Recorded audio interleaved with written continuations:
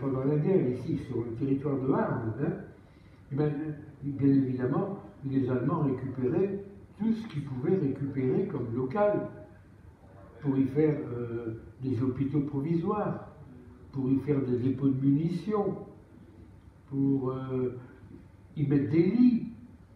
Parce que quand les Allemands, après 3 semaines de tranchées, étaient rapatriés en arrière pour se reposer, ben, il fallait bien qu'ils dorment quelque part.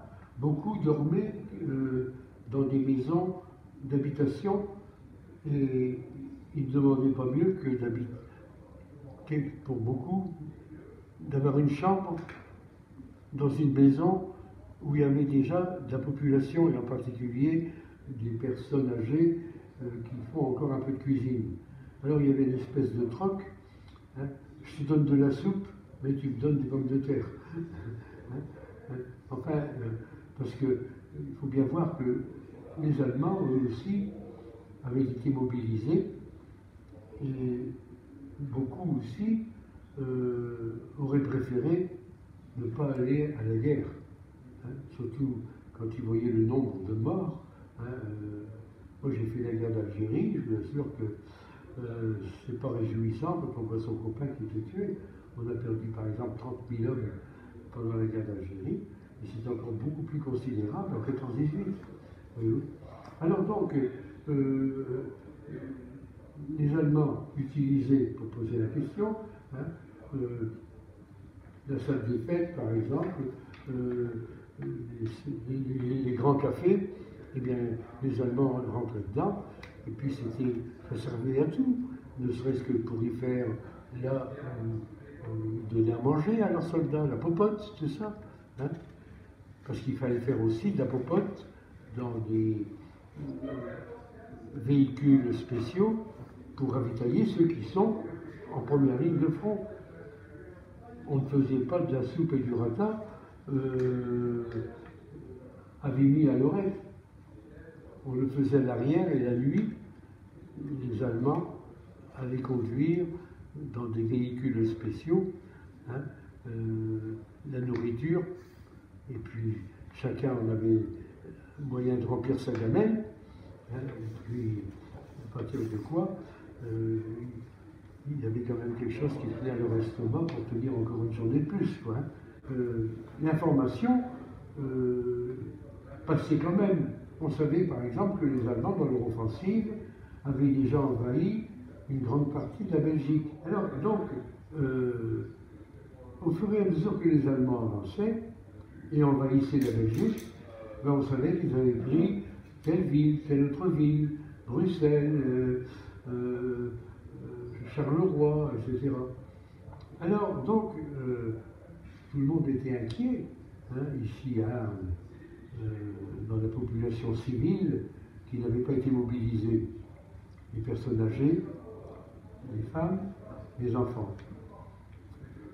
Mais ça allait tellement vite que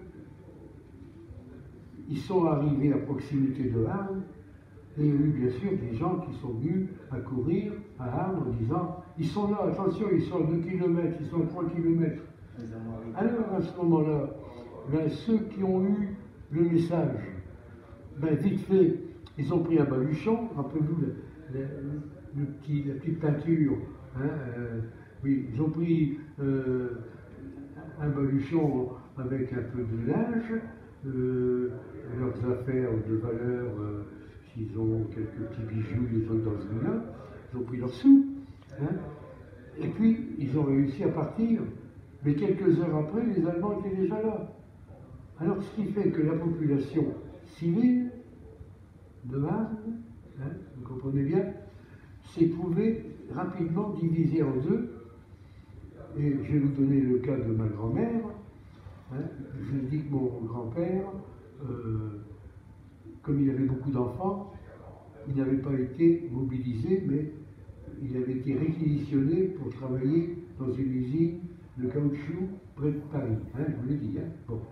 Eh bien, sur ces 7 enfants, eh bien, il y en a 3 qui ont réussi à partir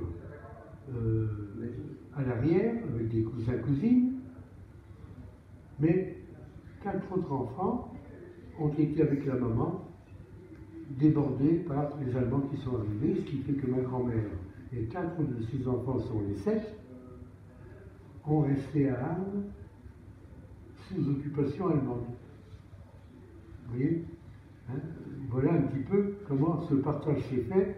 C'est à la sauvette. Hein? Sauf qu'il peut. Hein?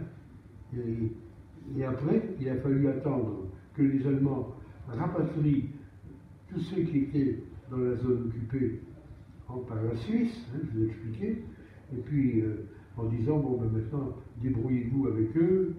Et c'est là que, comme je vous l'ai dit, hein, les familles se sont reconstituées par la Croix-Rouge, parce que par la Croix-Rouge, on savait qu'il y avait, c'est le cas de ma grand-mère, il y avait donc 3 enfants qui étaient du côté de Saint-Paul et d'Ain, hein, mais par contre, mon grand-père était à Colombes, près de Paris. Alors donc ils se sont réunis là, c'est comme ça que ça s'est fait.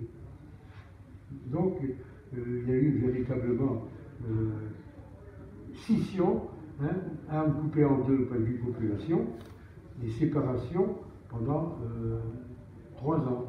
Les Allemands, pourquoi ils ont fait partir la population qui restait à Arles?